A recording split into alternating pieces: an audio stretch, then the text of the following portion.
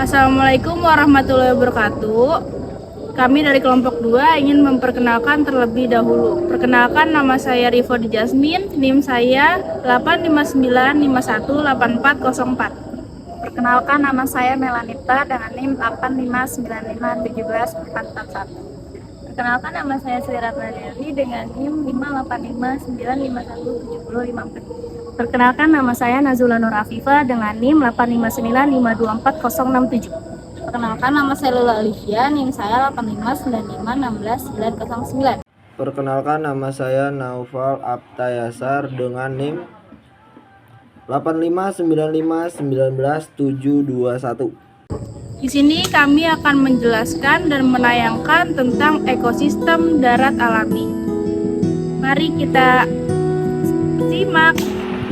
Ditemukan adanya cahaya matahari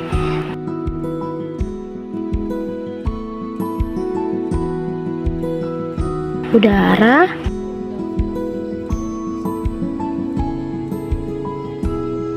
ranting kayu,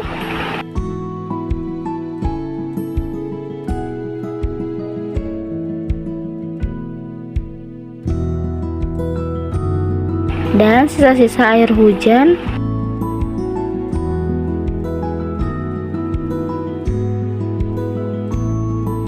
serta tanah.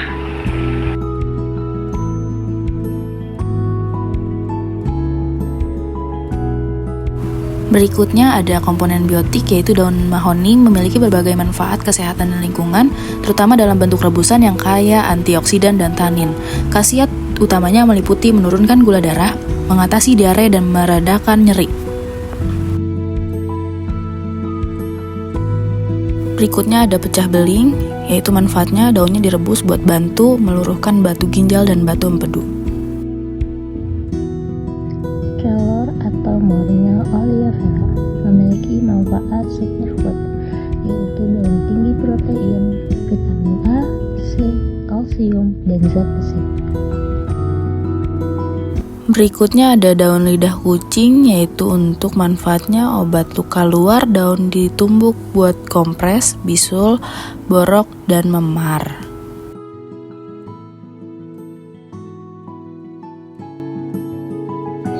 Biotik pada tumbuhan. Di sini terdapat contoh pada tanaman sirih atau paper beetle.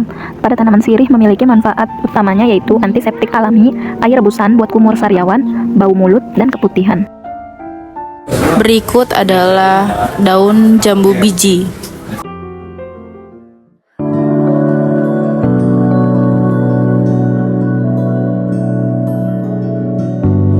Dan selanjutnya ini adalah daun sawo.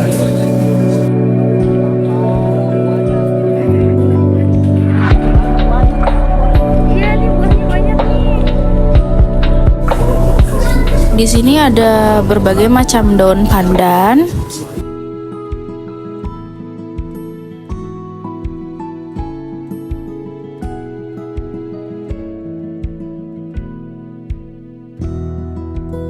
Dan di sini ada berbagai macam kembang telang.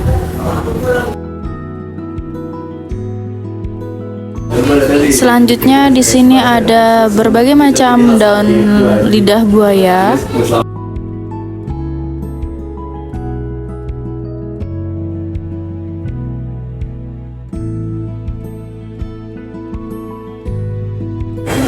Di sini ada banyak pohon mangga yang ada di lingkungan sekitar.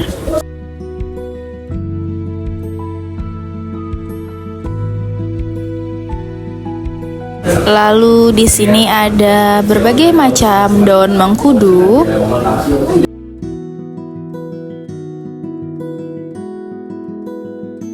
Di sini ada juga berbagai macam daun cerme.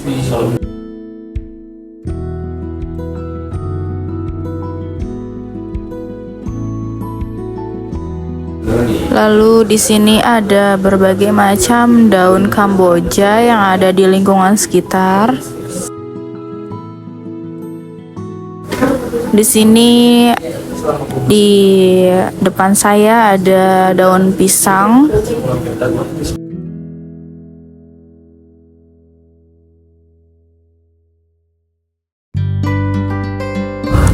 Selanjutnya di sini ada daun kelapa.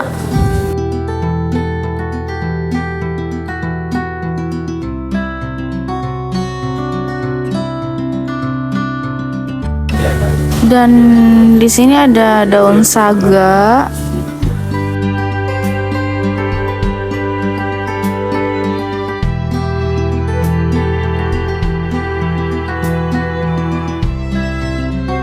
Dan di depan saya ini ada daun pepaya.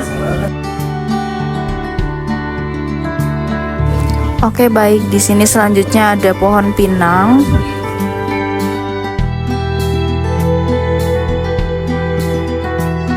Di sini ada daun terbangun yang ada di depan saya ini.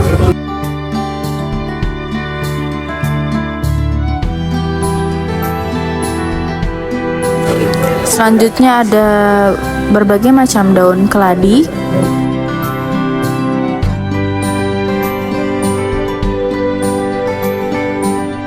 Di sini ada berbagai macam buah belimbing, wuluh, dan ada berbagai macam daunnya.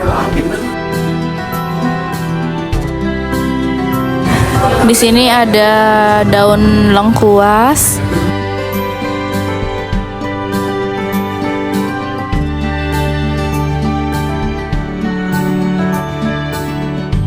Seekor semut, dia memiliki jenis hewan serangga sosial hidup berkoloni. Peran seekor semut dalam ekosistem: dekomposer kecil, penyebar biji, dan aerasi tanah.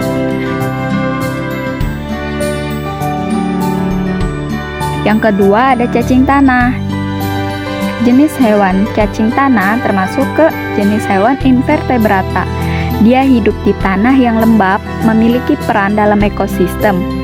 Cacing tanah memiliki peran dalam ekosistem, dekomposer, dan penyubur tanah. Dan yang ketiga ada katak. Katak termasuk ke jenis hewan amfibi. Katak bisa hidup di dua alam, yaitu air dan darat. Peran dalam seekor katak dalam ekosistem yaitu pengendali hama dan indikator lingkungan sehat. Dan yang terakhir ada seekor kucing. Kucing termasuk ke jenis hewan mamalia karnivora, hewan peliharaan. Peran dalam ekosistem kucing yaitu pengendali hama tikus, predator puncak di lingkungan. Berikutnya adalah jangkrik. Jangkrik merupakan komponen biotik penting dalam ekosistem sebagai organisme hidup yang berinteraksi dengan makhluk hidup lain dan lingkungan. Di sini ada berbagai macam lalat yang ada di sekitar saya. Tuh ya, nggak apa-apa. Lalu di depan saya ada capung.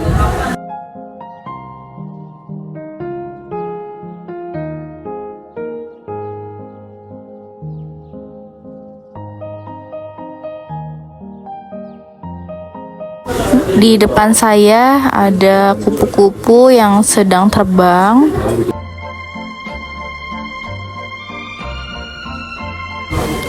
Dan di sini ada seekor monyet yang sedang memanjat pohon.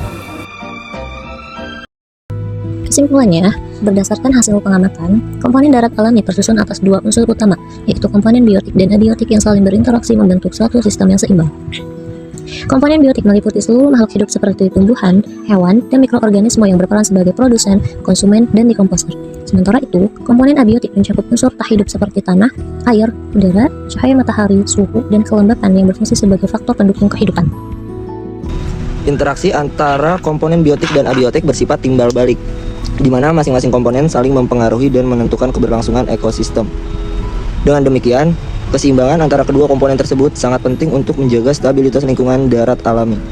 Apabila salah satu komponen mengalami perubahan atau gangguan, maka akan berdampak terhadap keseluruhan sistem ekosistem.